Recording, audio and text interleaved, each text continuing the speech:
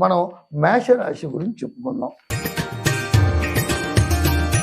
మేషరాశి అనగానే అశ్విని నక్షత్రం 1, 2, 3, 4 పాదాలు, భరణి నక్షత్రం 1, 2, 3, 4 పాదాలు, కృత్తిక నక్షత్రం 1 పాదం కలిపి మన ఏమవుతుంది?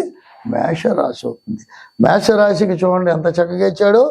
ఆదాయం 8, వ్యయం 14. ఆదాయం 8, ఆదాయం ఎక్కువ ఉన్న వ్యయం ఎక్కువ ఉంది.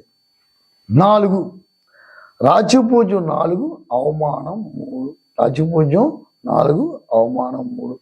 అయితే ఈ సంవత్సరం ఎలాగ ఉంది అనేసి మనం చెప్పుకున్నాం. మేషానికి అధిపతి అనేటువంటి కుజుడు ఎక్కడున్నాడు? ఏకాదశ లాభస్థానంలో ఉన్నాడు. ఏకాదశ లాభస్థానంలో ఏకాదశనాథుడితో కలిసి ఉన్నాడు. అది ఫస్ట్ మనం తెలుసుకోవాలి. మన అధిపతులు ఎక్కడున్నారో దాన్ని బట్టి మన జాతక విశ్లేషణ ఎలాగ ఉంటుంది. మేషరాశి వారికి ఒక రకంగా చెప్పాలంటే ఈ సంవత్సరం చాలా చాలా బాగుందనే చెప్పచ్చు.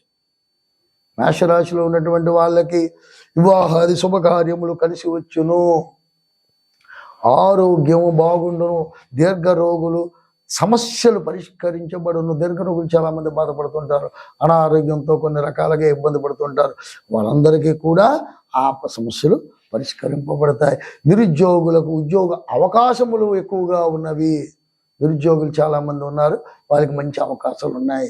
అవివాహితులకి వివాహతి శుభ కార్యక్రమాల్లో జయం పొందగలరు. అంటే అవివాహితులు ఎవరైతే ఉన్నారో వాళ్ళు పెళ్లి కానిటువంటి ఈ మేషరాశిలో ఉన్నటువంటి వాళ్ళకి మంచి సంబంధాలు కుదిరి వివాహం జరుగుతుంది. దాని గురించి భయం పడవలసిన పని. విదేశీ ప్రయత్నములు కలిసి వచ్చును. చూసారు అంత చక్కగా ఉందో మేషరాశికి. విదేశీ ప్రయత్నం చదువుకున్న వాళ్ళు విదేశాలకు వెళ్ళడానికి ఎంతోమంది ఆసక్తిగా ఎదురు చూస్తుంటారు, వీసా అప్లై చేస్తుంటారు. వాళ్ళందరికీ కూడా విదేశీ ప్రయత్నములు ఫలిస్తాయి. అలాగే రియల్ ఎస్టేట్ వ్యాపారం ఎక్కడ మెయిన్ ఇంపార్టెంట్ అండి. మేషరాశిలో ఎప్పుడు కూడా ధనానికి గోడ కట్టే అవకాశాలు ఎక్కువగా ఉంటాయి. ఎలా ఉంటాయంటే రియల్ ఎస్టేట్ వ్యాపారం, భూమిని పట్టుకొని రైతాంగము. రియల్ ఎస్టేట్ వ్యాపారం అంటే కొనడం అమ్మడం చేసినటువంటి అది చైన్ సిస్టమ్ చాలా బాగుంటుంది. మేషరాశి వారికి ఈ చైన్ సిస్టమ్ అందరూ కూర్చొని మూకమ్మడిగా సంపాదన బాగుంటుంది.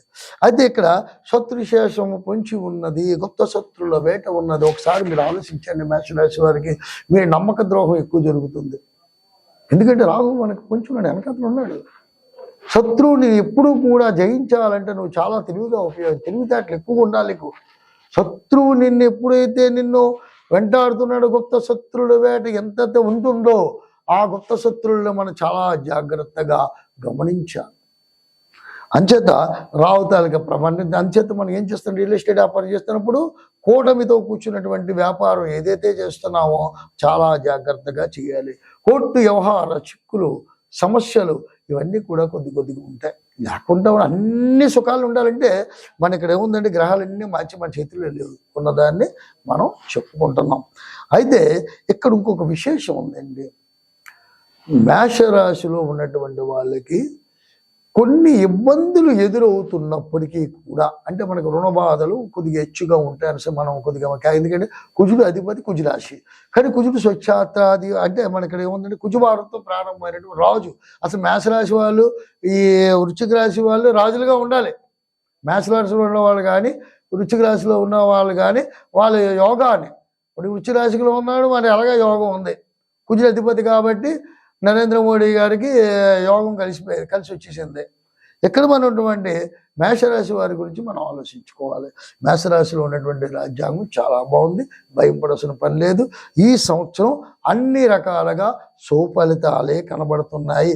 వ్యయం కొద్ది ఎక్కువగా ఉంది కాబట్టి మన శుభకార్యముల రీత్యా ఖర్చులు ఉంటాయి, దాని గురించి భయపడాల్సిన పని లేదు.